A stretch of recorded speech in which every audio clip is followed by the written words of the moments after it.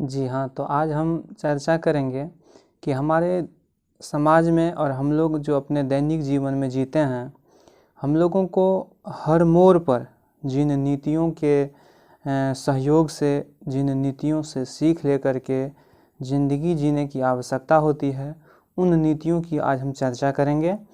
और ये चंद्रगुप्त मौर्य के महामंत्री, एक महान आदर्श भारतीय राजनेता, दार्शनिक, ये विचारक, गुरु और एक आदर्श अर्थशास्त्री अर्थात ये चाणक्य के बारे में हम चर्चा करेंगे और उनके नीति की चर्चा करेंगे, जिनको कि हम लोग कौटिल्य के नाम से भी जानते हैं। चाणक्य का जन्म 375 ईसा पूर्व और इनका ये मृत्यु 283 ईसा पूर्व हुआ। और इन महान एक दार्शनिक और ये समाज सेवी और सुधारक को हम सभी लोग जानते हैं। तो आज हम जो है इन चाणक्य के 7 नीतियों की चर्चा करेंगे, जो कि हम लोगों के जीवन से जुड़ा हुआ है और उनके प्रेरणा से हम लोग अपने जीवन को और भी सही राह पर लेके जा पाएंगे और सही दिशा में हम लोग बढ़ पाएंगे। तो चाणक्य का एक जो 7 नीति की हम चर्चा करने के लिए जा रहे हैं, उसमें से पहला नीति है कि अपना राज किसी को भी न बताएं। कहने का मतलब कि हम लोगों को अपना राज किसी को भी नहीं बताना चाहिए। जैसे कि देखे थे कि राम और रावण के युद्ध में जब रावण का ये मृत्यु हो जाता है, तो अगर वहाँ पे विभीषण को उनका राज पता नहीं होता तो शायद ये रावण का मृत्यु संभव नहीं था, क्योंकि किसी क्रम में रावण ने अपने भाई विभीषण को ये चीज़ बता चुके थे कि उनका जो प्राण है वो उनके नाभि में है, जो कि विभीषण को पता था। और एक ऐसा समय आया कि वो राज विभीषण राम को बताए तो ही राम उसको मतलब जो है मार पाए थे। तो इसका मतलब है क्या कि समय के साथ क्या परिवर्तन, और समय के साथ साथ कहा गया क्या कि समय के अनुकूल जो है ये हवा भी अपना मोड़ लेती है। तो कहने का मतलब कि अपना राज किसी को भी न बताए, ये चाणक्य की पहली नीति है।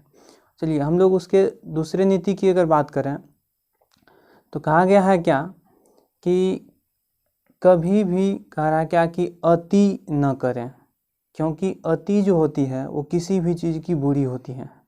क्योंकि अति कोई भी काम हम लोग अगर अति करेंगे तो हम लोग के लिए बुरा हो जाएगा। अगर हम लोग किसी को अति मान सम्मान दें तो वो भी हम लोग के लिए अच्छा नहीं है।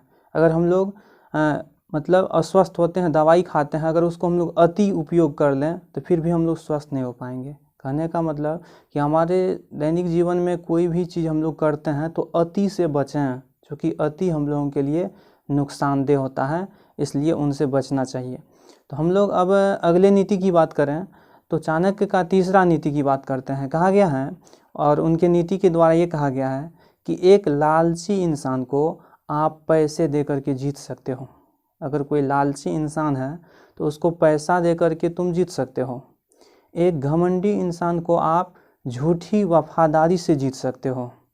एक बेवकूफ़ को आप उसकी हाँ में हाँ मिलाते जाइए और उससे उसको जीत सकते हो। परंतु एक सच्चे इंसान को जीतने के लिए बस आपको सच ही सच बोलना पड़ता है। तो अर्थात कहने का मतलब कि एक सच्चे इंसान को अपने बस में करने के लिए, उनको जीतने के लिए उनके साथ सच और सच ही व्यवहार करना पड़ता है और सत्य ही सत्य बोलना पड़ता है।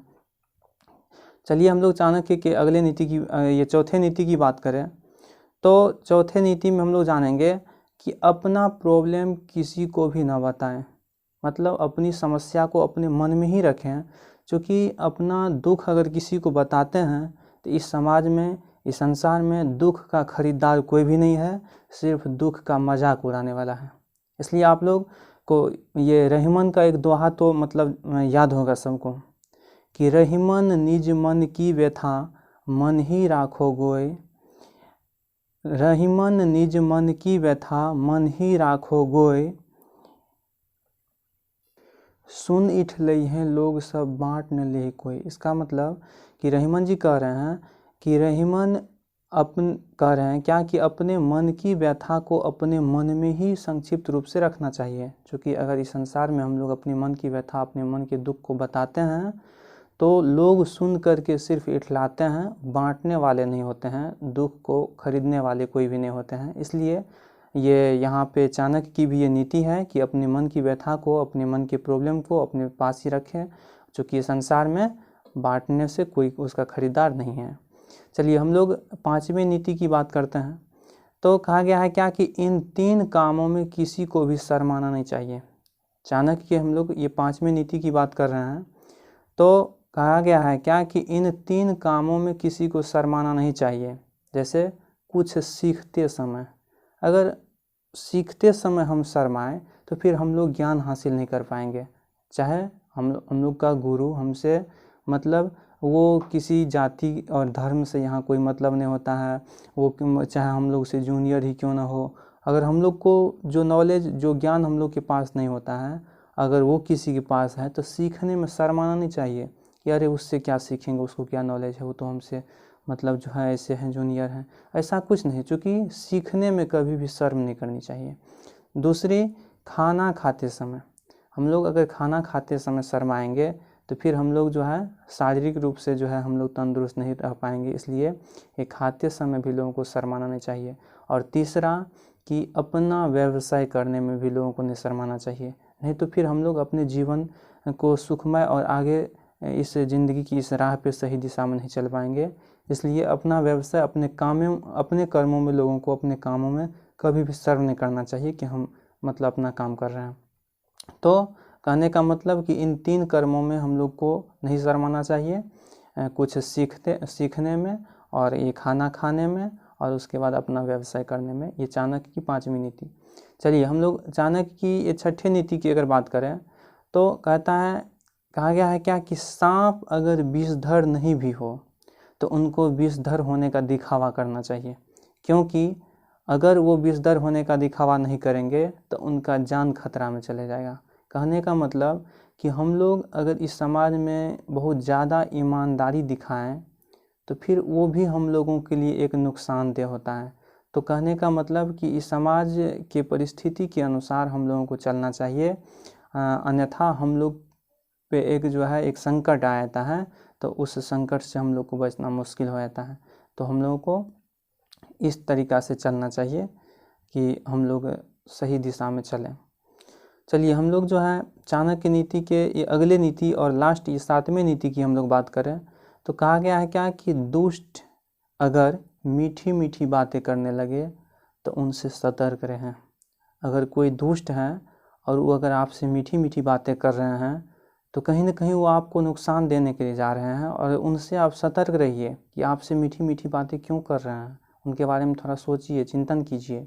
तो हम लोगों को एनी टाइम चाहिए कि अगर दुष्ट हम लोगों से ये मीठी मीठी बात कर रहे हैं तो इसका मतलब है कि कुछ राज, जैसे हम लोग को पता है कि दुष्ट का मीठी मीठी बातें जो होता है वो मतलब खीर से भरे घड़े के ऊपर विष, अर्थात कहने का मतलब ये हो गया विष नहीं है, वो जो है क्या है तो विष से भरे हुए घड़े के ऊपर ये खीर दिख रहा है। कहने का मतलब कि मीठी मीठी बातें सिर्फ हम लोग को सुनने को मिल रहा है, लेकिन आंतरिक रूप से हम लोग के लिए नुकसानदेह है।